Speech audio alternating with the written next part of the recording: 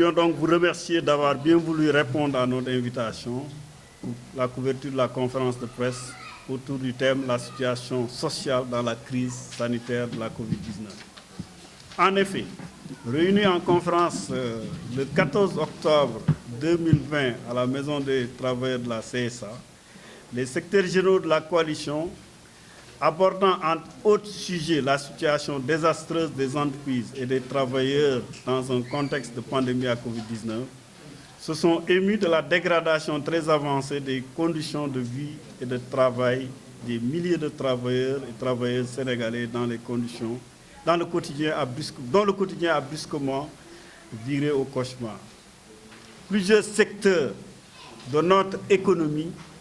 nationale ont fini de plonger dans une situation de récession jamais enregistrée au Sénégal. Il ressort de l'analyse du contexte socio-économique de graves répercussions de la crise sur le monde du travail avec son lot de fermetures d'établissements, de licenciements de travailleurs, surtout dans les secteurs du tourisme, de l'hôtellerie, de la restauration et des agences de voyage notamment. Avec la saison touristique qui démarre, les promoteurs hôteliers estimant insuffisant le soutien financier de l'État pour maintenir les activités et sauver des emplois menacent tout bonnement de fermer boutique. Ainsi, plus de 20 000 travailleurs seraient jetés à la rue, avec des risques certains de désagrégation de leur famille. Les secteurs des transports, du commerce, quand je parle de transport, c'est tout le secteur de transport aérien, terrestre, etc. Du commerce et de l'industrie ont également payé un lourd tribut du fait de la fermeture des frontières de la plupart des pays avec lesquels ils entretiennent des transactions. La santé et l'éducation, dont il faut saluer l'engagement et la détermination des acteurs, ont aussi été très affectés dans la période. Cette crise a en effet fini de mettre à nu les insuffisances de notre système de santé, tant du point de vue des infrastructures et de leur équipement que du recrutement insuffisant en personnel qualifié. Quant aux écoles, lycées et universités, le début de l'année scolaire s'est effectué avec beaucoup d'appréhension en raison des difficultés notées dans le respect strict des protocoles sanitaires du ministère de la Santé. Ainsi, devant le manque chronique de tables bancs et de classes pour les établissements scolaires, d'amphithéâtres et de salles de TD pour les universités, la distanciation sociale semble être impossible au risque de les transformer en foyers de transmission de la maladie.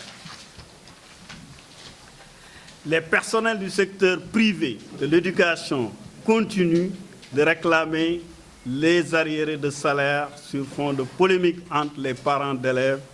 et les déclarants responsables à propos du paiement des 3 mois de salaire, mois d'avril, mai, juin, avril et mai, réclamés par ces derniers. Les travailleurs impactés ne disposent d'aucune mesure de protection sociale parce que le régime obligatoire actuel ne prévoit aucune couverture des risques liés à ce type de catastrophe que nous sommes en train de vivre en ce moment. Au-delà de la limite d'applicabilité de l'ordonnance présidentielle du 8 avril 2020, aménageant des mesures dérogatoires au licenciement ou au chômage technique, il convient cependant de saluer les efforts importants consentis par l'État avec la mise en place du fonds de résilience de 1 000 milliards destiné au soutien aux entreprises des secteurs considérés comme impactés et aux familles des démunis, et la fixation à 70% du salaire pour mise en chômage technique. S'y ajoute la mesure salutaire d'interdiction formelle de procéder à des licenciements pour autre motif que ceux qualifiés de graves.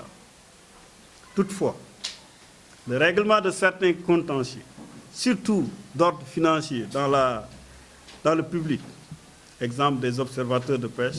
comme dans le privé, avec des décisions de justice déjà rendues en faveur des travailleurs, serait de nature à atténuer le choc de la crise.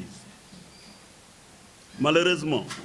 passant outre les interdictions, certains chefs d'entreprise n'ont pas hésité à se débarrasser, sous prétexte de la crise, d'éléments combatifs se dressant contre les injustices dans les lieux de travail. En effet, c'est durant la période de mise en œuvre de la loi d'habilitation du 2 avril 2020 que le directeur général des Grands Moulins de Dakar a choisi de licencier 5 travailleurs pour des motifs fallacieux, foulant aux pieds toutes ces dispositions d'ordre public précitées.